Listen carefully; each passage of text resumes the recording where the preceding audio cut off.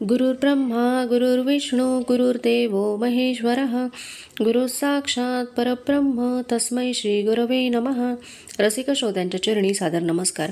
आजची आपली 20वी कथा. पूर्वेला दिसता उषा खगण हो सोडून जाती निडा होऊनी जनतानी जागृत करी ये जा करी ती सडा. अन्नासाठी परीघडे विसरणे त्यांनाच देते पिडा. लाभे संपद त्या विनम्र भजती भावे उशेला सदा. विठ्ठलपंतांनी ऋग्वेदातील उषा सुक्ताची वरील अर्थाची एक ऋचा म्हटली व त्यांच्या मागून निवृत्ती ज्ञानदेवांनीही ती ऋचा म्हटली. ओंकाराचा उच्च स्वराने घोष करून त्यांनी सूर्यनारायणाची प्रार्थना केली व डोळे मिटले. क्षितिजावर डोके काढून सूर्यनारायणाने आपल्या सोनेरी किरणांचे कोमल तीर या तिघांवर फेकले. त्या उबदारपणाची जाणीव होताच विठ्ठलपंतांनी हात जोडून ऋग्वेदातील सवितृ सुक्ताची खालील अर्थाची ऋचा म्हटली व त्याच्या पाठोपाठ निवृत्ती ज्ञानदेवांनीही ती ऋचा म्हटली. नेत्रांनी रवी देव तू निरखितो तुझ्या हजारो क्षणी. प्राणी मात्र समस्त देव मनुजा द्युलोक रे जीवनी. द्युलोकातून अंतरिक्ष मधुनी जाणे तुझे नियती. संचारातून होत रात्र दिवसा तुझ्या जनांच्या मनी. तिघांनी सूर्यदेवाला नमस्कार केला. 10 गायत्रीचा जप केला व ते झोपडीकडे वळले. विठ्ठलपंतांच्या समोर निवृत्ती व ज्ञानदेव बसले. रोजच्या प्रमाणे गीतेचा पाठ सुरू झाला. सृष्टीचा स्वाभाविक रचना प्रकार विठ्ठलपंतांनी सुधारण सांगितला. परमेश्वराने जरी ही सृष्टी उत्पन्न केली असली तरी तिचे हे चलनवलन परिवर्तन हे इतके स्वाभाविक आहे की त्या ठिकाणी परमेश्वराने काही केले आहे असे दिसत वाटत नाही. एवढेच काय, पण तसे वाटू नये, जाणवू नये अशीच परमेश्वराची इच्छा आहे.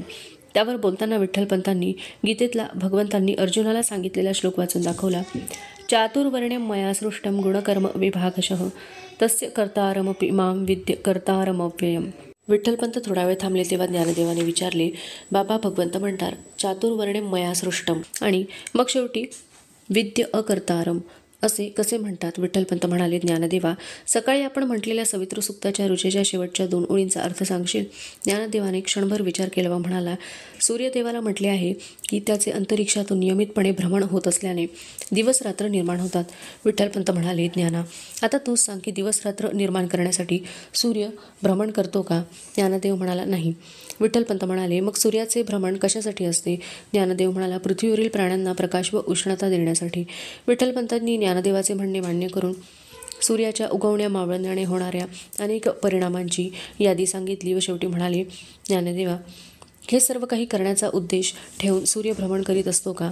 तर तसे नसून तो भ्रमण करतो व हे सर्व त्याचे परिणाम होतात, म्हणून सूर्य या गोष्टींचा कर्ता होऊ शकत नाही. तसेच बाळांनो, बृहदारण्यकोपनिषदात हाच विषय आलेला आहे. तो भाग मी तुम्हाला सांगतो. परमेश्वराने स्वसामर्थ्याने ब्राह्मण उत्पन्न केले, पण त्याने तो समर्थ झाला नाही.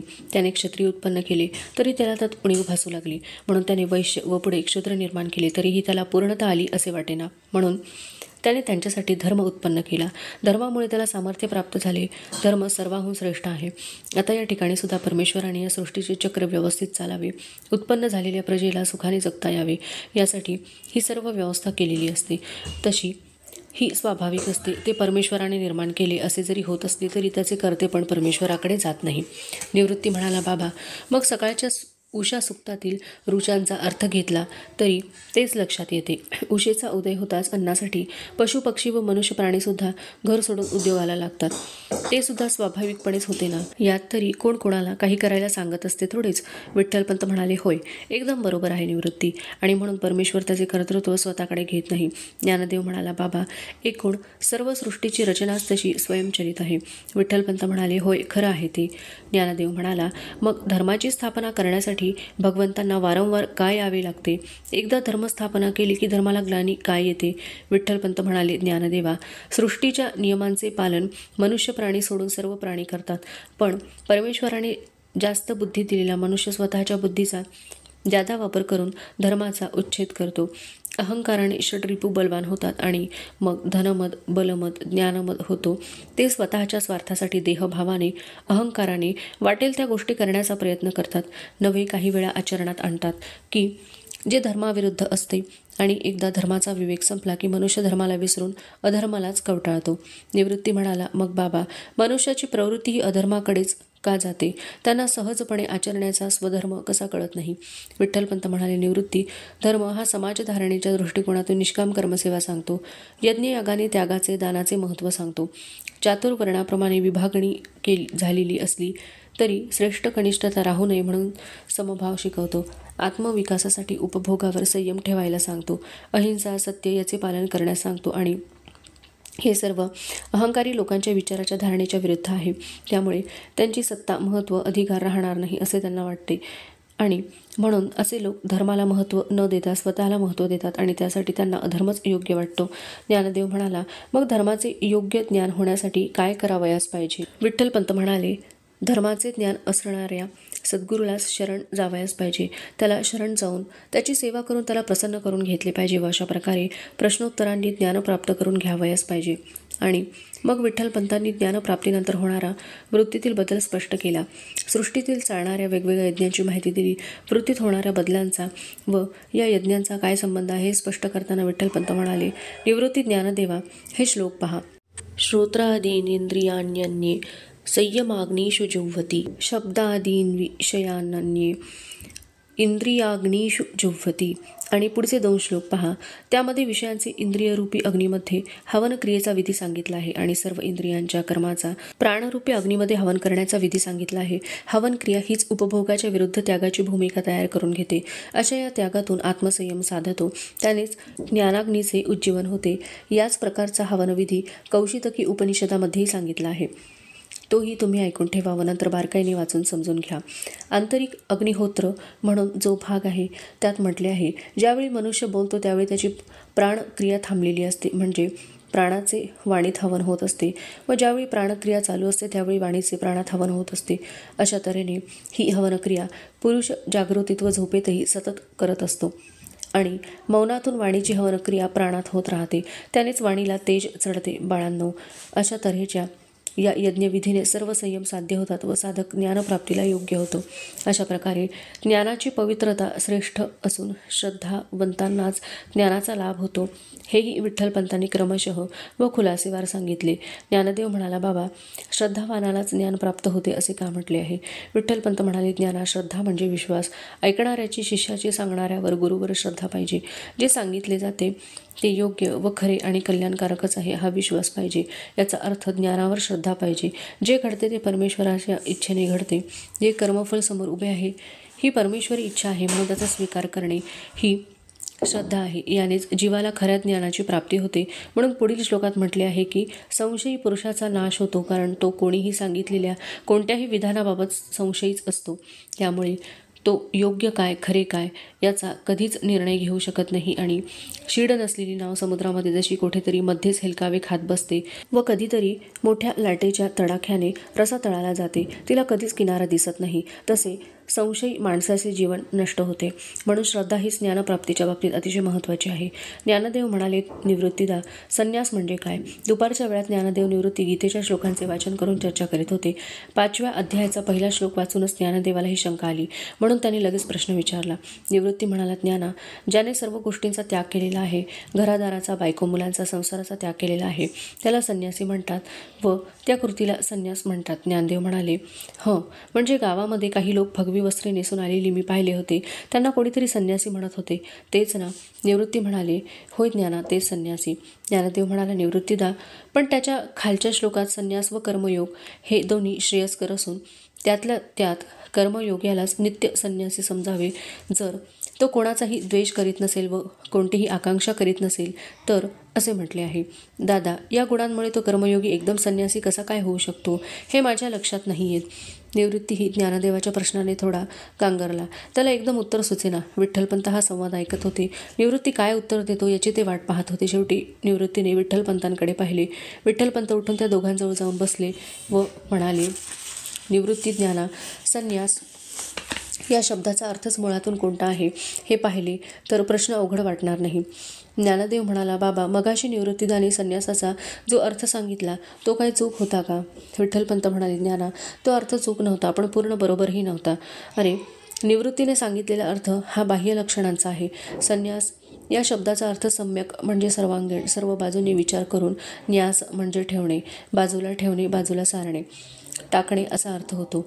म्हणजे याचा पूर्ण अर्थ असा, ज्याने संसारातील विषयांचा, वस्तूंचा, उपाधीचा सम्यक पूर्ण विचार करून काय विचार केला की ह्या सर्व गोष्टी आध्यात्मिक प्रगतीला घातक अडथळा आणणारे आहेत, हे विषय मोहक गुंतवून ठेवणारे आहेत. वस्तू या जड आहेत, नाशवंत आहेत, त्यामुळे त्यांच्यापासून शाश्वत सुख मिळणे शक्य नाही.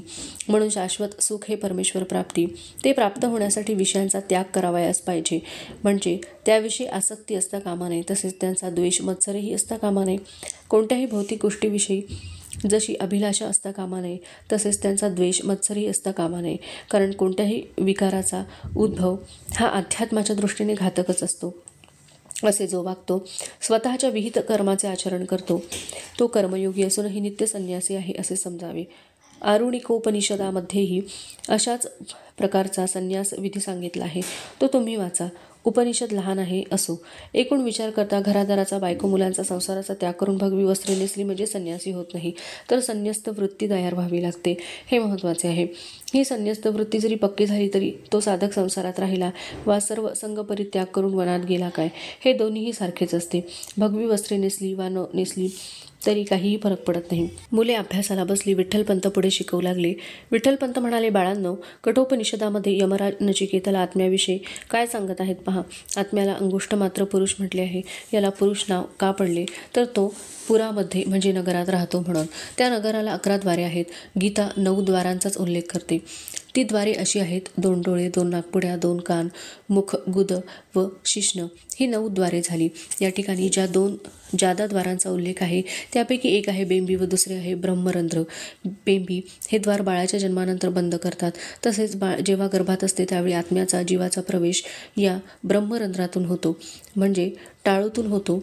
ही टाळू बाळ जन्मले असता मऊ असते व ती पुढे टणक होते, आणि ज्यावेळी जीवनमुक्त योगी शेवटचा प्राण सोडतो त्यावेळी तो प्राण हा या ब्रह्मरंध्रामधूनच बाहेर पडतो, टाळू फोडून निघून जातो.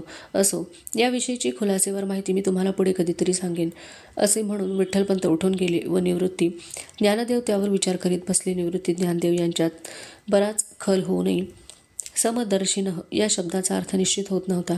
पंडित, ज्ञानी, विद्या, विनय संपन्न असलेला ब्राह्मण गाय, हत्ती, कुत्रा व चांडाल यांना सारखेपणाने पाहतो म्हणजे नेमके काय करतो याचा उलगडा त्यांना होईना. शेवटी ते दोघेही विठ्ठलपंतांकडे आले. निवृत्ती म्हणाला, बाबा, समदर्शिनः या शब्दाचा अर्थ आम्हाला स्पष्ट होईना. विठ्ठलपंत म्हणाले, बसा निवृत्ती ज्ञानदेवा. वरील 2 श्लोकांचा अर्थ पूर्ण ध्यानी आला का? निवृत्ती ज्ञानदेव म्हणाले, होय बाबा. ज्ञानदेव म्हणाला, आत्मज्ञानाच्या प्राप्तीमुळे ज्याच्या अंतःकरणातील अज्ञान नष्ट झालेले आहे त्याचे ज्ञान ब्रह्मरूपाला सूर्याप्रमाणे प्रकाशित करते, म्हणजे सूर्याप्रमाणे प्रकाशमान असणाऱ्या ब्रह्मरूपाला जाणते. निवृत्ती म्हणाला, असे जाणल्यावर त्याची बुद्धी त्या स्वरूपाशी स्थिर होते, मन तेथे तद्रूप होते. असा ब्रह्मपरायण झालेला पुरुष पापरहित होऊन शुद्ध होतो, त्याला परमगती प्राप्त होते, तो परत जन्माला येत नाही. विठ्ठलपंत म्हणाले, तुम्ही दोघेही एकदम बरोबर बोललात, पण असा जो पुरुष आहे त्याचा देह प्रारब्ध संपेपर्यंत पडत नाही, त्याचे जीवन चालूच राहते, त्याची इंद्रिय त्याच्या स्वभावाप्रमाणे कार्य करीत असतात, पण वस्तुमात्रातील भेद त्या पुरुषाला जाणवत नाही, कारण त्याला सर्व ठिकाणी ब्रह्मरूप असल्याचा प्रत्यय आलेला असतो व त्या अनुभूतीतून तो पुन्हा लौकिक जगात परत आलेलाच नसतो.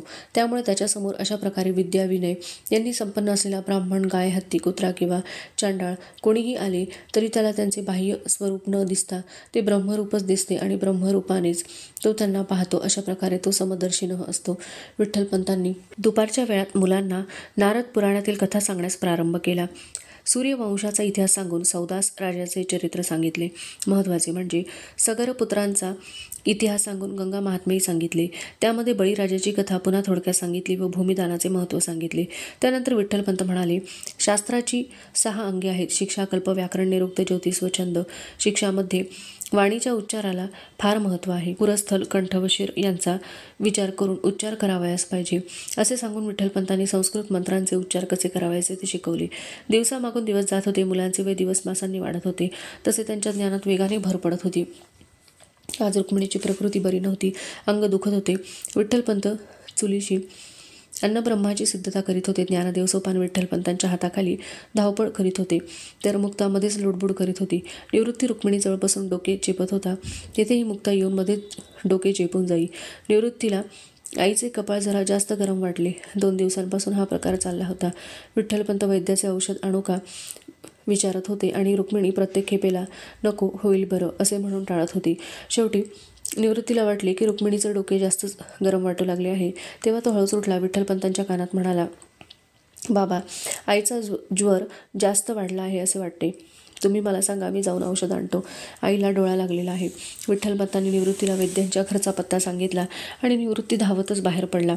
वैद्यराज कसले तरी चूर्ण खळण्यात गर्क झाले होते व तोंडाने काहीतरी पुटपुटत होते. निवृत्ती दारातून आत आला. वैद्यराजांचे लक्ष जाईल असा जरा लांबच उभा राहिला. वैद्यराजांच्या पत्नीने निवृत्तीला पाहिले व तिने विचारले, बाळा, काय पाहिजे? कोण आजारी आहे? निवृत्ती म्हणाला, माझ्या आईला ज्वर आला आहे. 2-3 दिवस झाले, पण काही कमी होत नाही. इतक्यात वैद्यराजांचे चिरंजीव आले. वैद्यराजांचे लक्ष कोण बोलते हे पाहण्यासाठी वर गेले होतेच. निवृत्ती दिसलाच, पण त्यांना स्वतःचे चिरंजीव आल्याचेही दिसले. वैद्यराजांचा मुलगा उन्हाळ होता. शिकण्याची आवड नाही, वैद्यकीचे कामात लक्ष नाही. एवढेच काय, पण वैद्यांनी काही कामे सांगितले तरी ते करण्याची तयारी नव्हती. 2 वेळा जेवणे व झोपणे व दिवसभर गावात भटकणे हाच त्याचा उद्योग होता. त्यामुळे मुलाला पाहून वैद्यराज कडाळले. आले का महाराज? या या, जेवणाची वेळ झाली ना. गावभर भटकून झाले असेल, या आता गिळायला. चांगला कुळाचा उद्धार करणार आहात. बाबा, धन्य झाली. आणि काय वैद्यपत्नी, अहो, त्या मुलाला औषध देताय ना? वैद्यांनी निवृत्तीकडे पाहिले. रुक्मिणीच्या प्रकृतीची चौकशी केली व 4 पुड्या बांधून दिल्या. निवृत्ती पळतच घरी आला, पण त्याच्या डोक्यात एका शब्दाने गोंधळ निर्माण केला होता. गेले 2 दिवस झाले विठ्ठलपंतांना मुलांच्या अभ्यासाकडे लक्ष द्यायला वेळ मिळाला नव्हता. तरीही मुले वेळ मिळेल तसा गीतेच्या श्लोकांचे वाचन, पाठांतर, चिंतन व चर्चा करीत होते व स्वतः समजून घेण्याचा प्रयत्न करीत होते. त्यातच त्यांना उद्धरेत आत्मना आत्मानम, स्वतःचा उद्धार करून घ्यावयाचा असतो असा अर्थ समजला होता. आणि आज निवृत्तीने वैद्यांच्या घरी ऐकले होते, कुळाचा उद्धार. मुलगा कसा काय करणार असतो हे त्याला कळत नव्हते. या विचारात निवृत्ती घरी आला. वैद्यराजांनी दिलेल्या पुढ्या त्याने विठ्ठलपंतांच्या हाती दिल्या व निवृत्ती रुक्मिणीजवळ तिचे डोके चेपत बसला. विठ्ठलपंतांनी रुक्मिणीला दिवसातून 4 वेळा चाटण चाटवले व दुसऱ्या दिवसापासूनच रुक्मिणीला बरे वाटू लागले. रुक्मिणी चूल सांभाळू लागली. तेव्हा विठ्ठलपंत मोकळे झाले. विठ्ठलपंत पूजा उरकून आले व मुलांना म्हणाले, निवृत्ती, ज्ञानदेवा, चला, कोटपर्यंत तुमचा वाचन पाठांतर झालेले आहे ते बघूयात. 2 दिवस तुम्हालाही सवड मिळाली नाही ना.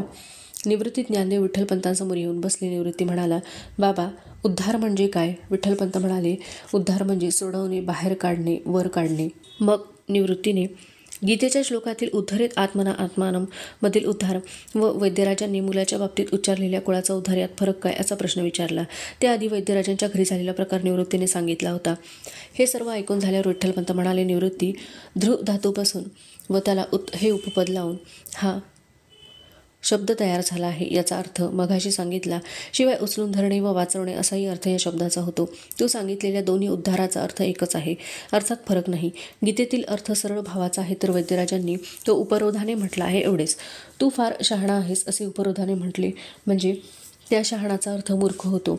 तसे वैद्यराजांनी मुलाला जे म्हटले की तू कुळाचा उद्धार करशील म्हणजे कुळाचे नाव वर काढण्याऐवजी कुळाचा नावलौकिक वाढवण्याऐवजी कुळाची बदनामी करशील, बेअब्रू करशील. ज्ञानदेव म्हणाला, आपण म्हणता ते आम्हाला चांगले समजले, पण बाबा, स्वतःचा उद्धार स्वतःच कसा करून घ्यावायचा असतो? विठ्ठलपंत म्हणाले, निवृत्ती, ज्ञानदेवा, स्वतःचा उद्धार हा स्वतःच करून घ्यायचा असतो, मग तो लौकिक असो व आध्यात्मिक असो. आता आपण या वैद्याच्याच मुलाचे उदाहरण घेऊयात. हा मुलगा शिक्षणात, अभ्यास, वैद्यकीत वा कशातही लक्ष घालत नाही व वैद्यांनी सांगितलेल्या कोणत्याही कामात लक्ष घालत नाही. म्हणजे मोठा झाल्यावर किंवा वैद्यराजांच्या नंतर तो आपली उपजीविका कशी चालवणार? म्हणजे लौकिकदृष्ट्या त्याची अधोगतीच होणार व लोक काय म्हणतील? अहो, पाहिलं का, हा आपल्या वैद्यराजांचा मुलगा. म्हणजे नाव कोणाचे निघाले? वैद्यांच्या कुळाचेच नाव निघाले ना. आता या ठिकाणी वैद्यबुवा काय करणार? तेव्हा मुलाने ठरवले तरच तो काम करून शिकून नावलौकिक मिळवू शकतो, होय ना. जर तो निश्चयाने शिकून उत्तम वैद्य होईल तर लोक पुन्हा तसेच म्हणतील की अहो, हा आपल्या वैद्यराजांचा मुलगा हो, पहा काय गुण आहे त्याच्या हाताला. आणि येथेही पुन्हा वैद्याच्याच कुळाचे नाव निघाले, पण चांगल्या अर्थाने, म्हणजे खऱ्या अर्थाने कुळाचा व स्वतःचाही उद्धार होईल. विठ्ठलपंत म्हणाले, याचाच अर्थ स्वतःचा उद्धार स्वतःच करून घ्यायचा असतो. अध्यात्मात स्वतःच योगाभ्यास केला, चिंतन मनन केले, शास्त्र वाचन केले, सृष्टीतील विषयांचे क्षणभंगुरत्व ओळखून त्यांना बाजूस सारले, अनासक्त राहून फलाभिलाषेचा त्याग करून कर्मे केलीत, तर जीवाचा उद्धार होईल, प्रगती होत राहील व जन्मोजन्मीच्या उपासनेने तो प्रगत होत जाऊन शेवटी ब्रह्मरूपाला जाऊन पोहोचेल. हा त्याचा उद्धार त्यानेच करावयास पाहिजे. दुसरा कोण करणार? दुसरा कोण त्याला ब्रह्मस्वरूपाला नेऊन पोहोचवणार? होय की नाही? निवृत्ती ज्ञानदेव म्हणाले, आलं लक्षात बाबा. विठ्ठलपंत म्हणाले, निवृत्ती ज्ञानदेवा, यापुढील हे 10 ते 15 श्लोक ध्यानाचे आहेत. आसन, बैठक, प्राणायाम, मुद्रा, चक्र, भेद हा योगाभ्यास आहे. योगी या योगक्रियेत यशस्वी झालेले असतात. त्यांच्याकडूनच हा अभ्यास करून घ्यावा लागेल, म्हणजे तुम्हाला योग्य मार्गदर्शन मिळेल. पाहू कधी योग येत होते. तोपर्यंत आपण पुढील अभ्यासाला सुरुवात करूया. पण तरीही उपनिषदांमध्येही याचा विचार केला आहे. ते तुम्हाला वाचायला हरकत नाही. श्वेताश्वेतर व कैवल्य उपनिषदातील या विषयातील भाग तुम्ही वाचून ठेवा. यालाच षडांग योग म्हणतात. प्राणायाम, प्रत्याहार, ध्यानधारणा, तर्क व समाधी असा हा योग आहे. मैत्रायणी उपनिषदामध्येही याचा उल्लेख आहे. विठ्ठलपंतांनी षडांगाच्या 6ही अंगाची खुलासेवार माहिती सांगितली व शेवटी ते म्हणाले, बाळांनो, परमेश्वर अचिंत्य आहे, म्हणून तर्काने त्याचा विचार करावा लागतो. तो निराकार निर्गुण आहे. पण ध्यानात स्थूल आलंबनाचा स्वीकार करून ज्यावेळी ते स्थूल आलंबन हळूहळू विरून मन सूक्ष्मात प्रवेश करते, त्यावेळी समाधी साधू लागते. त्यावेळी तर्काची गतीसुद्धा कुंठित होते. जेथे जेथे तर्क, विचार, ध्यान याची जाणीव थांबलेली असते, तीच समाधी होय. आणि मग विठ्ठलपंतांनी कुंडलिनीचे वर्णन करून सांगितले. निळ्या मेघामध्ये विजेप्रमाणे प्रभायुक्त ज्योती देवभाताच्या कुसळाच्या टोकाप्रमाणे लहानशी पिवळ्या रंगाची देहाकार आहे. तिच्या ज्वालेमध्ये परमात्मा उभा आहे. तो ब्रह्म आहे व तोच सर्व काही आहे. यामध्ये पुढे शम दमाविषयी माहिती दिली आहे. ते वाचून तुम्ही त्याचे चिंतन करा. योगाभ्यास करणाऱ्या योग्याचे चित्त शांत व स्थिर होते.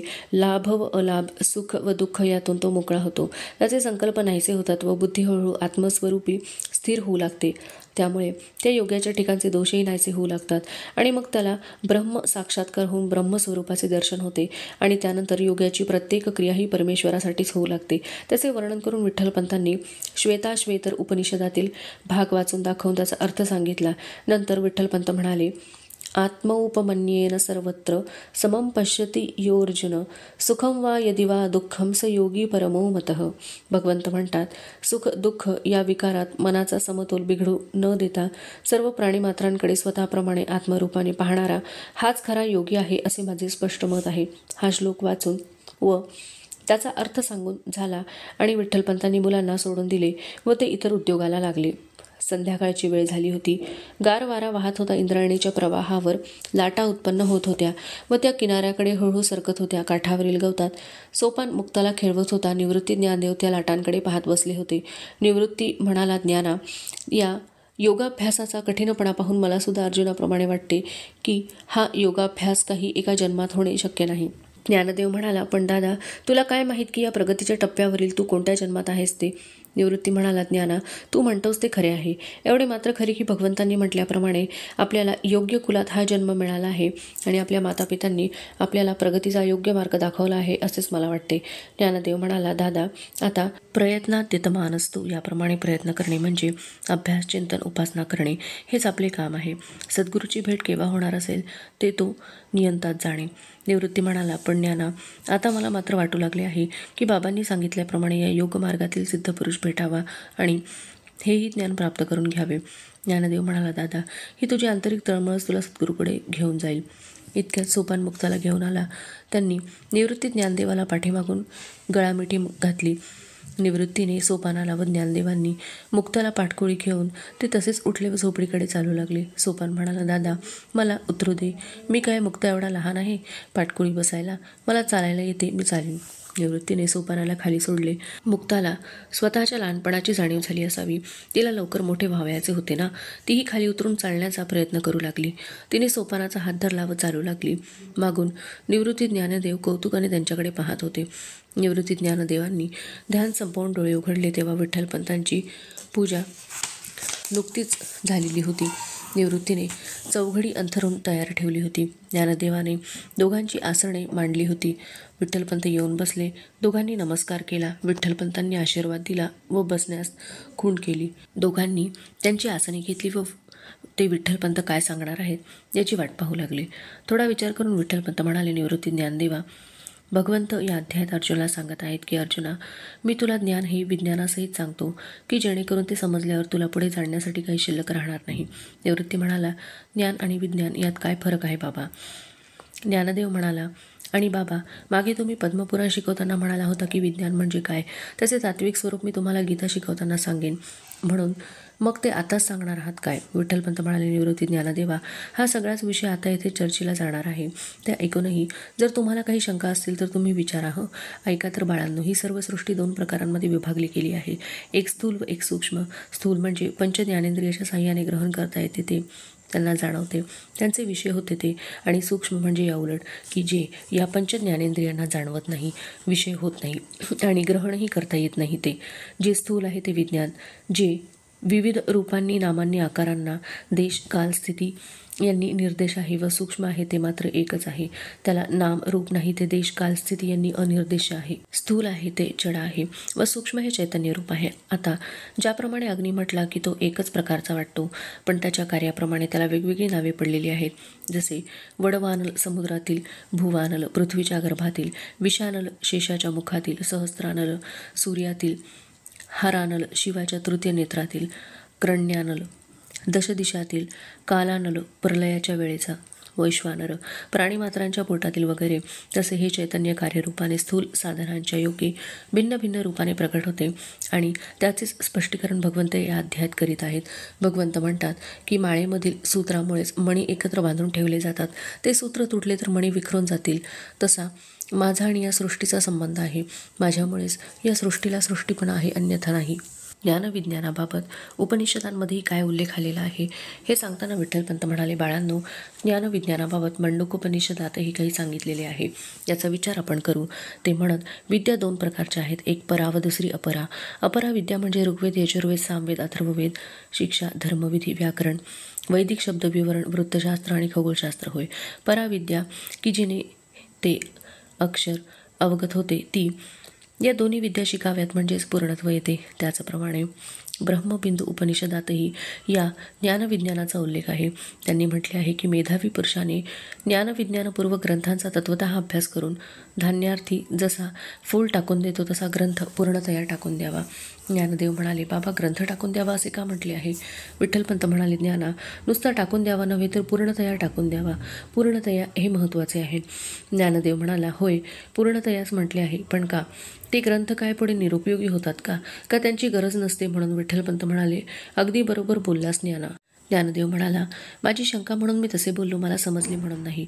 विठ्ठलपंत म्हणाले, ज्ञाना, तुला समजले नसले तरी तू बरोबर बोललास. 2 अध्यायातील यावान अर्थ उदपाने व 5व्या अध्यायातील विद्या विनय संपन्न हे 2 श्लोक म्हणून दाखवून त्याचा अर्थ सांग बरे. ज्ञानदेवाने 1 व निवृत्तीने 1 श्लोक म्हणून त्याचा अर्थ सांगितला. विठ्ठलपंत म्हणाले, आता हे लक्षात घ्या की ज्याने वेदाधिकांचा सखोल अभ्यास केला आहे व शेवटी त्यातून हे लक्षात घेतले आहे की वेदाने केलेल्या प्रपंचाचा नेमका काय अर्थ आहे, तर मानवी जीवनाचे सार्थक हे परमेश्वर प्राप्तीत आहे. ते कशा प्रकारे साध्य होईल याची गुरुकिल्ली ज्याला समजली व त्याने त्याप्रमाणे साधना केली तर पुन्हा पुन्हा वेदाधिकांचे वाचन करण्याचे व तो ग्रंथभार जवळ बाळगण्याचे काहीच कारण नाही, होय ना? तसेच त्या साधनेतून जेव्हा त्याची प्रगती होते, 4थ्या अध्यायात सांगितल्याप्रमाणे त्याच्या अनुभूतीचा विस्तार होतो व त्याला सर्व प्राणीमात्रात परमेश्वरी स्वरूपच दिसू लागते, तेव्हा तो इतर कोणत्याही ग्रंथज्ञानाच्या पातळीच्या वर गेलेला असतो आणि म्हणून त्याने त्यावेळी सर्वच ग्रंथांचा पूर्णतया त्याग करावा नव्हे, त्याच्याकडून तो आपोआप घडतो. निवृत्ती व ज्ञानदेव काही काळ विचाराच्या तंद्रीत हरवून गेले. तेव्हा विठ्ठलपंत त्यांच्या त्या अवस्थेकडे कौतुकाने पाहत होते. विचारतंद्रीतून जागा होत ज्ञानदेवाने विचारले, बाबा, मग आपल्याला या परमेश्वरी तत्वांचा प्रत्यय काय येत नाही? विठ्ठलपंत म्हणाले, त्याचे उत्तर भगवंतच देत आहेत. परमेश्वराची दैवी माया त्याला कारण आहे. निवृत्ती म्हणाला, बाबा, परमेश्वराची दैवी माया म्हणजे काय व ती कशी कारण होते? विठ्ठलपंत म्हणाले, निवृत्ती, देह जड आहे, देहातील इंद्रियही सुद्धा जड आहेत, त्यामुळे सृष्टीतील जड पदार्थांचे त्यांना आकलन होऊ शकते, पण सूक्ष्मतत्व त्यांना आकलन होऊ शकत नाही. शिवाय विविधतेकडे आकर्षण होणे व विविध विषयांचा उपभोग घेणे हा इंद्रियांचा स्वभावच आहे. त्यामुळे ज्याप्रमाणे माशी गुळाच्या गोडीला फुलून त्यावर बसते व गुळाच्या चिकटपणामुळे तिचे पाय तेथे चिकटून बसतात व तिला उडता न आल्यामुळे तेथेच मरून जाते. तसे जीवांना विषयाचा मोह कधी संपत नाही व त्या विषयांचा उपभोग घेता घेता आयुष्य कधी संपले हे कळत नाही. हाच मोह व यालाच माया म्हणतात. ही माया दुस्तर असल्यामुळे तिला दैवी म्हटले आहे. ज्ञानदेव म्हणाला, मग बाबा, या मायेतून कोणी सुटला नाही का? विठ्ठलपंत म्हणाले, ज्ञाना, रोग तेथे औषध असते व अडचणी तेथे उपायही असतो. मग माया तरून जाणारे कोणी नाहीत असे कसे होईल? भगवंतच त्याचा उपाय सांगतात. ते म्हणतात की जे परमेश्वराच्या चिंतन मनन भजनाला लागते तेच ही माया तरून जाऊ शकतात, इतर नाही. आणि मग भगवंतांनी त्यांच्या 4 प्रकारच्या भक्तांचे वर्णन केले आहे. ते तुम्ही वाचा व समजून घ्या. मग मी या विषयावर तुम्हाला सांगेन. पावसाची रिपरिप चालू होती. हवेमध्ये गारठा होता. मुक्ता व सोपान भातुकलीचा खेळ खेळत होते. रुक्मिणी फाटलेल्या संसाराला जोड देण्याचा प्रयत्न करीत होती व उघडे पडणारे अंग झाकीत होती. विठ्ठलपंत मुलांना ज्ञानदानाच्या कार्याशी बांधले गेले होते. निवृत्ती ज्ञानदेव जीवनाचे सार्थक करणारे ज्ञानकण सद्गुरूरूपी पित्याकडून ग्रहण करीत होते. बारकाईने अभ्यास करून विषय पक्का समजून घेणे हा निवृत्ती ज्ञानदेवाचा स्वभाव होता. प्रत्यक्ष पिताच गुरु म्हणून लाभल्याने पाठशाळा सदैव उघडी होती. 8वा अध्याय वाचून समजून घेण्याचा प्रयत्न केला होता, पण 1-2 प्रश्न असे होते की त्याची उत्तरे तर्काच्या पलीकडची होती आणि शेवटी ती दोघे विठ्ठलपंतांकडे आली. ज्ञानदेव म्हणाला, बाबा, ब्रह्म म्हणजे काय? अर्जुनाला जो प्रश्न पडला तोच आम्हालाही पडला. भगवंतांनी अक्षर ब्रह्म म्हटले आहे, तरी जास्त खुलासेवार कळले तर जास्त चांगले समजून येईल. विठ्ठलपंत म्हणाले, निवृत्ती ज्ञाना वेदांतामध्ये म्हणजे उपनिषदामध्ये ब्रह्म व ब्रह्मप्राप्तीची उपासना या विषयावरच चर्चा आहे. आता भगवंतांनी जे सांगितले त्याचे वर्णन केवळ एका शब्दात केले आहे, अक्षरम. क्षर म्हणजे नाश पावणे व अक्षर म्हणजे कधीही नाश न पावणारे, अविनाशी, अव्यय, अनादी, अविकारी, अचलय, अच्युत, अनंत, अजन्म, अपार, अक्रिय, अद्वितीय, अनिर्देश, व्यापक, सर्वगत, सर्वरूप, नित्य, निस्संग, निष्कला, नियामक, निर्गुण, निराकार, निरूपमेय, निरूपाधिक, कालातीत, परस्पर, सम, निर्मल, परिपूर्ण, शब्द, शांतरूप, सूक्ष्माहून सूक्ष्म, सत स्वरूप, गुणातीत, चैतन्यरूप, प्रकाशरूप, ज्ञानस्वरूप अशी अनेक विशेषणे त्याच्या बाबतीत सांगता येतील. तरीही तो ह्या विशेषणांच्याही पलीकडचा आहे. आणि विठ्ठलपंतांनी कोणकोणत्या उपनिषदांमध्ये ब्रह्म, आत्मा, ओंकार याविषयी माहिती आली आहे ती त्यांनी सांगितली. दिवसामागून दिवस जात होते आणि मुलांना उपनिषदाचीही माहिती होऊ लागली होती. शेवटी विठ्ठलपंत म्हणाले, मुलांनो, छांदोग्य उपनिषदामध्ये तत्वमसी, बृहदारण्यक उपनिषदामध्ये अहम ब्रह्मास्मी, मांडुक्यामध्ये अयमात्मा ब्रह्म व ऐतरेयमध्ये प्रज्ञानम ब्रह्म या महावाक्याचा उल्लेख आलेला आहे. आणि विठ्ठलपंतांनी या 4ही महावाक्यांचा अर्थ समजावून सांगितला. सद्गुरूकडून या महावाक्याचा बोध शिष्याला कसा होतो, शिष्य त्याची उपासना कशी करतो, शिष्याला त्याची अनुभूती कशी येते व सद्गुरू त्याला पुढील महावाक्याचा उपदेश कसा करतो व शेवटी प्रज्ञानम ब्रह्मचा उपदेश घेऊन व उपासना करून शिष्य ब्रह्मस्वरूप कसा होतो याचे खुलासेवार वर्णन करून सांगितले. निवृत्ती ज्ञानदेव या ज्ञानप्राप्तीने जास्तच अंतर्मुख होत गेले. शेवटी विठ्ठलपंत म्हणाले, बाळांनो, मंडूकोपनिषद काय म्हणते ते पहा.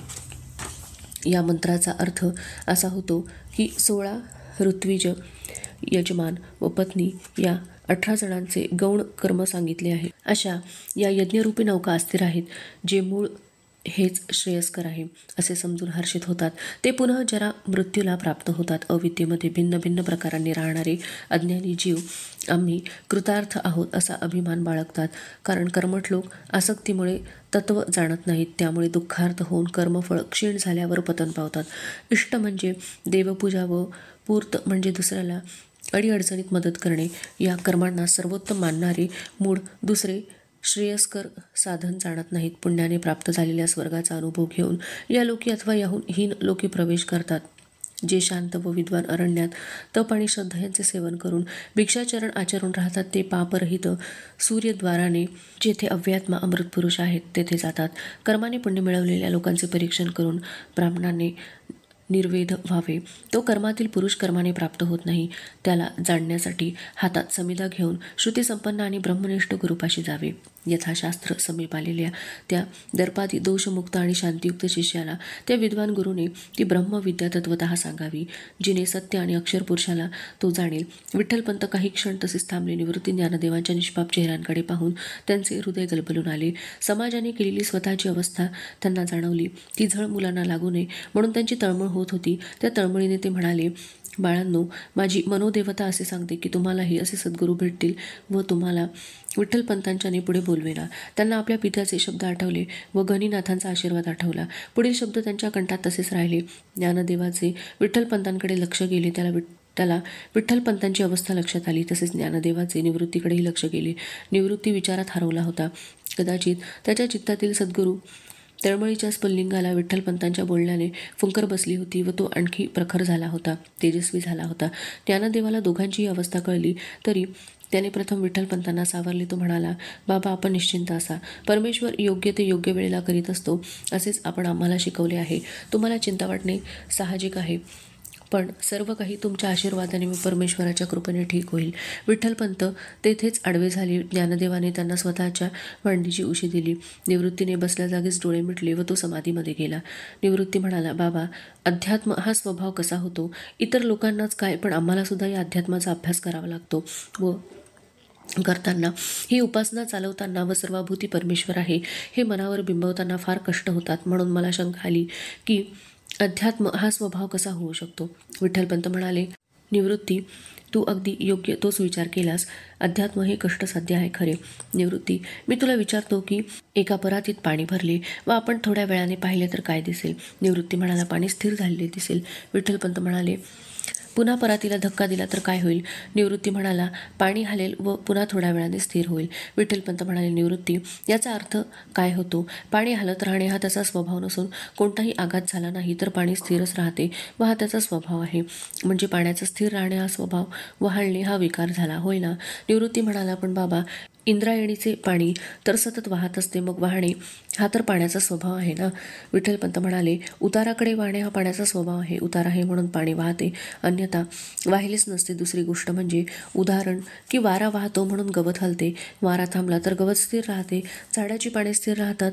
पाण्यावर लाटा वाऱ्यामुळे उत्पन्न होतात. वारा थांबला की लाटा उत्पन्न होणे बंद होते. वारा नसलेल्या कोपऱ्यातील दिव्याची ज्योत एकदम स्थिर असते, पण वारा येताच ती हलते. एकूण उदाहरणावरून हलणे हा विकार व स्थिर राहणे हा स्वभाव आहे प्रत्येक वस्तूचा. यालाच आध्यात्मिक भाषेत सांगायचे झाले तर कोणताही बदल न होणे, विकार उत्पन्न न होणे हा स्वभाव आहे व बदल होणे, विकार उत्पन्न होणे हे अस्वाभाविक आहे. आत्मरूप जे आहे तेच ब्रह्म आहे. आदी आत्म म्हणजे अध्यात्म होय. ते कधीच विकारित होत नाही, म्हणून अध्यात्म हा स्वभाव आहे, स्वाभाविक अवस्था आहे. ज्ञानदेव म्हणाला, लोक म्हणतात की अध्यात्म मार्गाला लागले म्हणजे काय हो बाबा? अध्यात्माचा मार्ग काही वेगळा आहे का? विठ्ठलपंत म्हणाले, तुझे नाव काय? ज्ञानदेव म्हणाला, ज्ञानदेव. विठ्ठलपंत म्हणाले, ज्ञानदेव हे देहाचे नाव आहे. तू स्वतःला ज्ञानदेव म्हणून ओळखतोस म्हणजे तुझी ओळख देहावरून होते आणि त्यामुळे तुला निवृत्ती, मी तुझी आई, सोपान, मुक्ता, इतर जग हे वेगवेगळे भासते, कारण तू त्यांना देह वेगळे म्हणून वेगळे मानतोस, होय ना? ज्ञानदेव म्हणाला, होय. विठ्ठलपंत म्हणाले, पण आत्मरूप एकच आहे असे भगवंतांनी सांगितले आहे. म्हणजे वेगळेपणा वाटणे, भासणे हा विकार आहे. देहभावाची जाणीव, विविध विषयांचे ज्ञान हा विकार झाला. पण जन्मजन्मीच्या संस्काराने ते सहज घडत असते. त्यासाठी हा संस्कार पुसून टाकून सर्व ठिकाणी ब्रह्मच आहे, मी ब्रह्म आहे व सर्व जग ब्रह्म आहे असा संस्कार मन बुद्धी चित्तावर दृढ करण्याचा अभ्यास करायचा, म्हणजे चित्ताला स्थिर करावायचे. यालाच अध्यात्म मार्ग म्हणतात. या मार्गाने प्रयत्न करून ज्यावेळी हे सर्व विकार थांबतील व चित्त स्थिर होईल त्यावेळी जो जीव ब्रह्मस्वरूप आहे म्हणजे स्वतःच्या स्वाभाविक स्थितीला जातो. निवृत्ती म्हणाला, बाबा, आता मला समजला याचा अर्थ. पण बाबा, ज्ञानदेवाला एक शंका आहे. ज्ञानदेव म्हणाला, बाबा, मरणकाळी परमेश्वराचे स्मरण का करावयाचे? रुक्मिणी ज्ञानदेवाचा प्रश्न ऐकून त्याच्याकडे पाहून म्हणते, ज्ञाना, अरे तुला रे कशाला पाहिजे ही माहिती आत्ताच? काहीतरी विचारत बसू नये हो. विठ्ठलपंत म्हणाले, रुक्मिणी, अगं गीतेत भगवंतच तसे सांगत आहेत, हे का तुला माहीत नाही? मग त्याला शंका आली असली तर विचारे नाका, आणि कोणती शंका केव्हा विचारावी असा काही दंडक थोडाच आहे. असू दे, तूही ऐकून ठेव. रुक्मिणी म्हणाली, होय, मला ऐकून ठेवायलाच पाहिजे. अर्थात तुम्ही मुलांना जे जे सांगता ते सर्वच मी ऐकत असते. आणि बरं का, काही वेळा विचार करता मला एका गोष्टीचा खूप आनंद होतो. विठ्ठलपंत म्हणाले, तुला कसला आनंद होतो रुक्मिणी?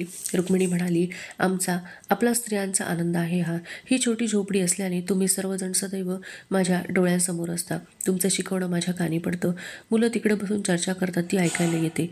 ही सोपान मुक्ता खेळतात तेही मी एका जागी बसून पाहू शकते. नाहीतर मोठी घरे वाडा असले की पुरुष बाहेर ओसरीवर, मुले माडीवर व इतर खोल्यातून, आणि बाईला मात्र स्वयंपाकघर, माजघर याची पलीकडे जाता येत नाही. जीव अगदी कोंडून जातो. पाहिलं, मी आपलं भलतंच बोलत बसले. चालू द्या तुमचं, ऐकते आहे मी. विठ्ठलपंतांना रुक्मिणीचे हे मनोगत ऐकून फारच आनंद झाला.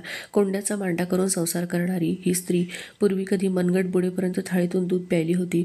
संसाराचा गाडा ओढताना वाकलेली ही स्त्री पूर्वी कधी दागिन्यांच्या ओझ्याने वाकली होती, अशी कल्पनाही येत नाही. परमेश्वराने दिले ते रुक्मिणीने सहज स्वीकारले.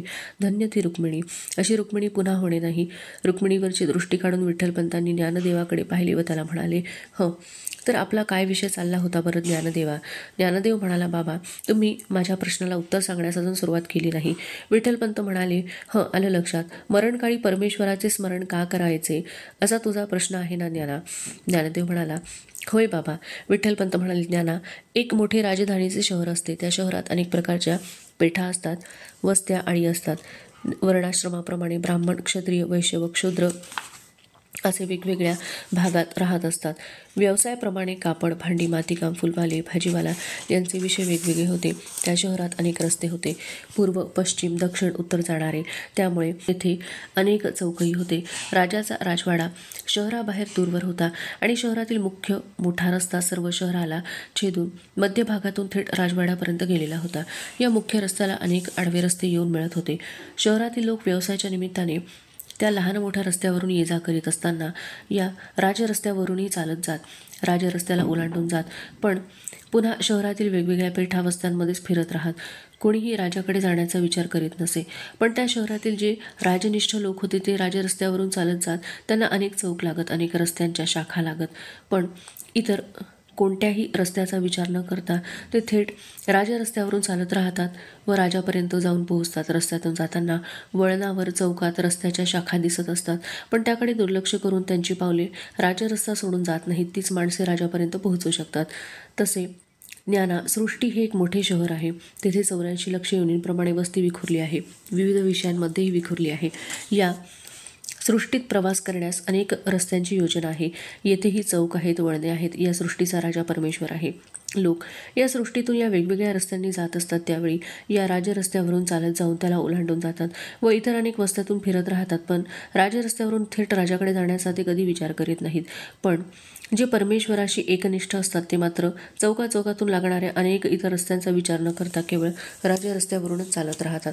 पण ज्ञानदेवा, ज्या ज्यावेळी चौक लागतो वा वळण येते त्यावेळी मात्र सावध राहावे लागते आणि त्यावेळी विषयांच्या झगमगाटाने इतर रस्त्याला वळायचे नाही, तर राजरस्त्याने चालत राहावयाचे हा निश्चय येथे करावा लागतो. रस्त्यावरील अनेक विषयांकडे दुर्लक्ष करून राजरस्त्यावरील चालण्याचेही सातत्य ठेवावे लागते व वळणावरही सावध राहावे लागते. राजरस्ता सोडून चालत नाही. रस्त्यावरील चौक वा वळण म्हणजे हा मृत्यू आहे. मृत्यूच्या वेळेला जीवाच्या ठिकाणी परमेश्वराचे स्मरण असेल, मनाचा निश्चय असेल, त्याप्रमाणे हा रस्ता पुढील जन्मी चालू राहतो. आणि ज्ञाना, एक महत्त्वाची गोष्ट ही की जर चालणाऱ्याने सतत या रस्त्याचे स्मरण ठेवले तर वळणावरही त्याला तेच स्मरण राहते. तसे जन्मभर जो परमेश्वराचे स्मरण चिंतन करतो त्यालाच मृत्यूसमयी या वळणावर परमेश्वराचे स्मरण होणार व पुढील जन्मीसुद्धा ही उपासना चालू ठेवली जाईल. पण जर विस्मरण झाले तर सृष्टीतील विविध विषयात व योनीतून जीव भ्रमण करीत राहतो, असे त्याचे महत्त्व आहे. निवृत्ती ज्ञानदेव एवढेच काय, पण रुक्मिणीही हे विश्लेषण ऐकण्यात गळून गेली होती, इतकी की विठ्ठलपंतांचे बोलणे केव्हा थांबले ते त्यांना कळलेच नाही. थोड्या वेळाने निवृत्ती ज्ञानदेवांची तंद्री भंग करीत विठ्ठलपंत म्हणाले, ज्ञाना, अरे कसल्या विचारात गळून गेलास? ज्ञानदेव म्हणाला, बाबा, आपण वर्णन करीत होतात आणि सृष्टीतील पसरलेले अनेक रस्ते, वस्त्या व त्यातून परमेश्वराकडे जाणाऱ्या तेजस्वी रस्ता पाहण्यात गुंग होऊन गेलो होतो. आज नेहमीप्रमाणे मुले अभ्यासाला विठ्ठलपंतांसमोर येऊन बसली, पण विठ्ठलपंतांना आज बाहेर जाण्याची घाई होती. तरीही मुलांच्या अभ्यासात खाडा नको म्हणून त्यांनी छांदोग्य उपनिषदातील अर्चिरादी मार्गाबद्दल खुलासेवर माहिती सांगितली. तसेच जाबाल उपनिषदातील भृसंगम तीर्थाचीही माहिती दिली व त्यांना गीतेतील 8व्या अध्यायाच्या याच अर्थाच्या श्लोकांवर विचार करायला सांगितला व ते उठून गेले. निवृत्ती ज्ञानदेव 8व्या अध्यायाच्या शेवटच्या काही श्लोकांवर विचार करीत होते. मृत्यूसमयी असलेल्या कालाचे महत्त्व त्यात वर्णन केलेले आहे. दिवस, शुक्ल पक्ष, चैतन्य, पूर्णशुद्धी, उत्तरायण वगैरे हा काल मृत्यूनंतर जीवाला ऊर्ध्वगतीने मुक्तीच्या मार्गाकडे नेतो व रात्र, कृष्ण पक्ष, शुद्ध हरपलेली अवस्था, दक्षिणायन या अवस्थेचे मृत्यूनंतर जीव चंद्रलोकापर्यंत जाऊन परत येतो. हा विचार करून ज्ञानदेव म्हणतो, निवृत्तीदा, पण हे सर्व नियम फक्त योगी लोकांनाच लागू आहेत असे वाटते. सामान्य जनांचा यात उल्लेखच नाही, होय ना? निवृत्ती म्हणाला, होय ज्ञाना. मुक्तीसाठी, परमेश्वर प्राप्तीसाठी प्रयत्न करणारे फक्त योगी असतात, त्यामुळे त्यांचाच ऊर्ध्वगतीचा विचार होणार. सामान्य जनांचा काही प्रश्नच येत नाही.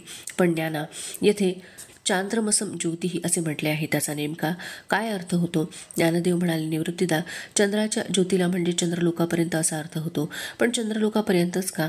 हा प्रश्न मलाही पडलेला आहे. आपण बाबांनाच ही शंका विचारूया. थोड्याच वेळात विठ्ठलपंत भिक्षा घेऊन आले. निवृत्ती ज्ञानदेवाने त्यांचे हातपाय धुण्याची व पुसण्याची सोय केली. आसनाची तयारी केली. आज विठ्ठलपंत जरा जास्तच थकलेले दिसत होते. निवृत्ती ज्ञानदेव एकमेकांशी कुजबुजले. निवृत्ती म्हणाला, ज्ञाना, मला वाटते बाबांची थोडी विश्रांती झाली की मगच आपण त्यांना हा प्रश्न विचारू. ज्ञानदेव म्हणाला, होय निवृत्तीदा, बाबांना आपण किती त्रास देतो नाही का? बाहेरचा व्याप सांभाळून घरात त्यांना आईला मदत करावी लागते व शिवाय आपला अभ्यास आहेच. विठ्ठलपंत म्हणाले, निवृत्ती ज्ञाना, कसला विचार करीत आहात?